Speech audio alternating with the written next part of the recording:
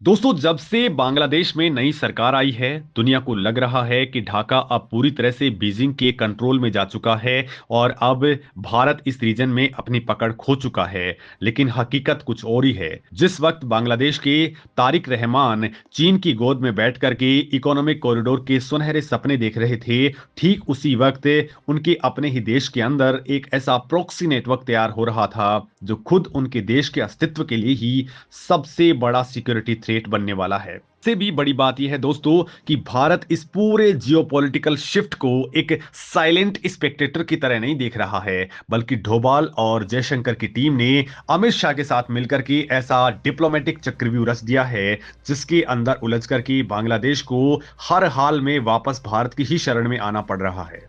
दोस्तों, आज हम उन खुफिया रिपोर्ट्स, ट्रेड डेटा और पॉलिसी शिफ्ट्स की बात करेंगे जो साबित करते हैं कि भारत अब रिएक्शन देने वाला देश नहीं है, बल्कि अब समीकरण ही बदल दे रहा है। दोस्तों, हाल ही में भारत के एक फॉर्मर इंटेलिजेंस ऑफिसर ने बांग्लादेश की अंदरूनी हालात को लेकर के कुछ ऐसे खुलासे किए हैं जिसने सिक्योरिटी एस्टेब्लिशमेंट्स की नींदें उड़ा दी हैं। पूरी दुनिया की मीडिया और पॉलिसी मेकर्स का ध्यान सिर्फ इस बात पर है कि चुनाव के बाद में तारिक रहमान की नई सरकार चाइना के कितने करीब जा रही है। लेकिन इस पॉलिसी शिफ्ट के पीछे एक बहुत ही खतरनाक इंटरनल इनस्टेबिलिटी का जाल बुना जा रहा है जो मेन स्ट्रीम न्यूज से पूरी तरह से गायब है।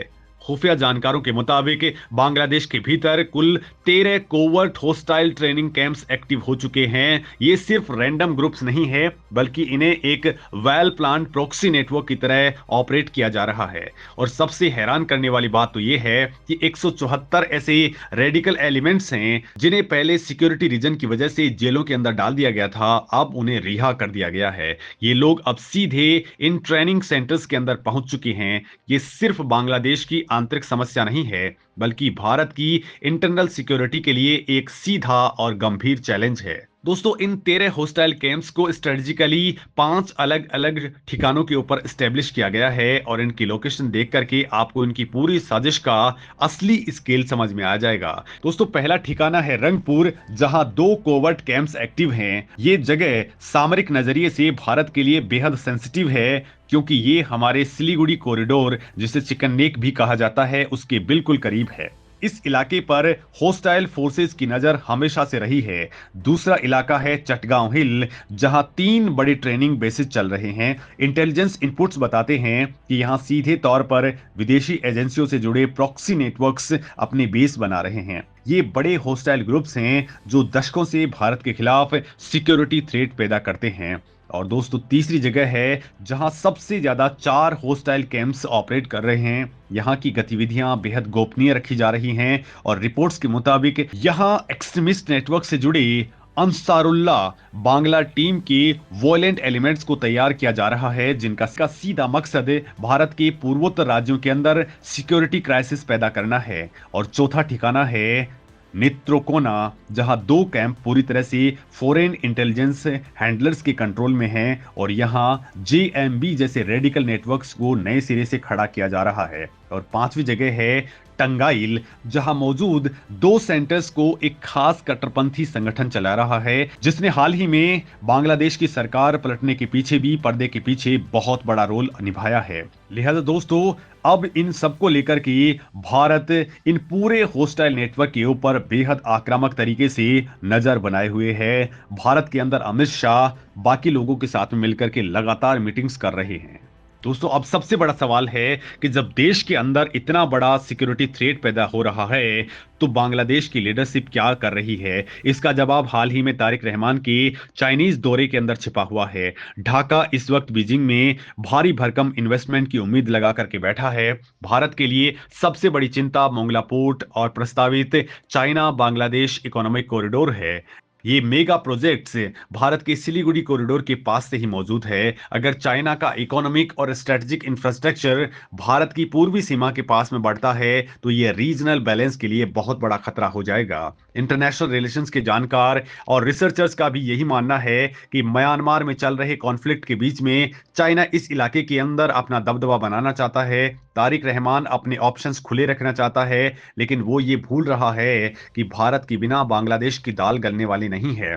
लिहाजा अपनी सीमाओं में रह करके ही आगे बढ़ने में उनका फायदा है और यहीं पर भारत की डिप्लोमेसी का असली मास्टर स्ट्रोक सामने आता है।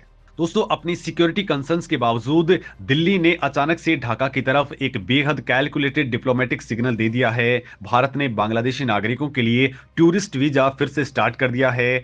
5 अगस्त 2024 को सरकार गिरने के बाद से ये सेवाएं लगभग बंद कर दी गई थी, लेकिन जैसे ही वीजा खुला सिर्फ 24 घंटे के अंदर ही 1,40,000 से ज्यादा बांग्लादेशियों ने भारत आने के लिए अप्लाई कर दिया। दोस्तों, ये कोई मामूली आंकड़ा नहीं है। इनमें से ज्यादातर एप्लीकेशंस मेडिकल टूरिज्म के लिए हैं। दोस्तों, कोलकाता और बंगाल के बड़े बड़े प्राइवेट हॉस्पिटल्स का डेटा बताता है कि बांग्लादेश का मिडिल क्लास और एलिट क्लास अपनी हेल्थ सिक्योरिटी और क्रिटिकल ट्रीटमेंट्स के लिए पूरी तरह से भारत के ऊपर डिपेंडेंट है। भारत की हेल्थ इंफ्रास्ट्रक्चर और क्लिनिकल इफिशिएंसी के ऊपर उनका जो भरोसा है वो दुनिया के किसी भी देश पर नहीं है। दोस्तों, भारत ने बिना कोई सख्त बयान दिए ये साफ कर दिया है कि अगर ढाका के नागरिकों को सरवाइव करना है तो उन्हें भारत की रिलायबल इंफ्रास्ट्रक्चर की जरूरत हर दिन पड़ेगी। दोस्तों, बांग्लादेश को अपनी असल आर्थिक हैसियत का अंदाजा उनके खुद की पार्लियामेंट्री सेशन के अंदर हो गया है, जब उनके वाणिज्य मंत्री ने ऑफिशियल ट्रेड डेटा पेश किए। साउथ एशिया के अंदर बांग्लादेश का सबसे बड़ा ट्रेड डिफिसिट भारत के साथ में है। फाइनेंशियल ईयर 2024-25 के आंकड़ों के मुताबिक ये भारी भरकम घाटा करीब $8 बिलियन तक पहुंच गया है। दोस्तों, बांग्लादेश ने भारत से $9.5 बिलियन का इंपोर्ट किया है, जबकि एक्सपोर्ट सिर्फ $2.25 बिलियन का रहा है। साफ्टा फ्रेमवर्क के बावजूद बांग्लादेश अपनी फूड सिक्योरिटी और इंडस्ट्रियल सप्लाई चेन के कच्चे माल के लिए पूरी तरह से भारत की इकोनॉमी से बंधा हुआ है। दूसरी तरफ जिस पाकिस्तान के शय पर बांग्लादेश के अंदर प्रॉक्सी नेटवर्क्स को हवा दी जा रही है, वहां भी ढाका को ही नुकसान हो रहा है। बांग्लादेश के साथ भी पाकिस्तान का $681 मिलियन का ट्रेड डिफिसिट है। यहां तक कि अफगानिस्तान और भूटान जैसे देशों से भी बांग्लादेश व्यापार घाटे में चल रहा है। सिर्फ नेपाल, श्रीलंका और मालदीव जैसे छोटे देशों के साथ ही वो थोड़े बहुत ट्रेड सरप्लस में है। दोस्तों, ये सारा फाइनेंशियल डेटा चीख चीख करके एक ही बात कह रहा है कि पावर गेम में अब भारत स्पेक्टेटर नहीं है, बल्कि साइलेंट आर्किटेक्ट बनता दिख रहा है। तारिक रहमान की सरकार चाहे जितनी फॉरेन विजिट्स कर ले, लेकिन ग्राउंड रियलिटी ये है कि अगर भारत ने सप्लाई चेन के ऊपर अपनी ग्रिप को थोड़ा सा भी टाइट कर दिया तो बांग्लादेश की इकोनॉमी बहुत बुरी तरह से लड़खड़ा जाएगी। एक्सपर्ट्स भी साफ बता रहे हैं कि अगर Bangladesh Chinese centric strategic network का हिस्सा बन जाता है तो उनका हाल पाकिस्तान जैसा हो जाएगा। आज जमाना स्मार्ट इकोनॉमिक्स का है और भारत ठीक यही काम कर रहा है। भारत अब सिर्फ मार्केट नहीं, ग्लोबल स्ट्रेटजी का निर्णायक प्लेयर बन चुका है। दिल्ली बहुत अच्छे तरीके से जानती है कि बांग्लादेश में पल रहे प्रॉक्सी नेटवर्क्स को कैसे न्यूट्रलाइज करना है। जब तक बांग्लादेश की इकोनॉमी और आम नागरिक भारत के ऊपर डिपेंडेंट हैं, तब तक वहां की कोई भी सरकार भारत विरोधी एजेंडे को एक लिमिट से ज्यादा पुश नहीं कर सकती है। दोस्तों, ये पूरी जियोपॉलिटिकल पिक्चर इस बात का पक्का सबूत है कि आज के टाइम में फैसले दिल्ली में होते हैं और असर ग्लोबल मैप पर दिखता है। बांग्लादेश के भीतर जो एक्सट्रीमिस्ट नेटवर्क सिर उठा रहे हैं वो असल में पाकिस्तान वाले फेल्ड मॉड्यूल की ही कॉपी हैं, और जो देश प्रॉक्सी एलिमेंट्स को पालता है उसका अंजाम आज पूरी दुनिया देख चुकी है। पाकिस्तान का जो हाल हुआ है, अगर बांग्लादेश ने समय रहते अपने इंटरनल सिक्योरिटी थ्रेट्स को कम नहीं किया तो उनका हाल भी वैसा ही होने वाला है। भारत ने अपने बॉर्डर सिक्योरिटी, ट्रेड लेवरेज और डिप्लोमेटिक मैच्योरिटी से एक ऐसा सिक्योरिटी आर्किटेक्चर तैयार कर लिया है जिसे भेद पाना अब किसी भी पड़ोसी मुल्क के बस की बात नहीं है। दोस्तों, जो देश कभी दूसरों की टेक्नोलॉजी का इंतजार करता था, वही आज साउथ एशिया की सप्लाई चेन का नया सेंटर बन रहा है। बांग्लादेश की भलाई इसी में है कि वो भारत के साथ में अपने कूटनीतिक और व्यापारिक रिश्तों को सुधार ले।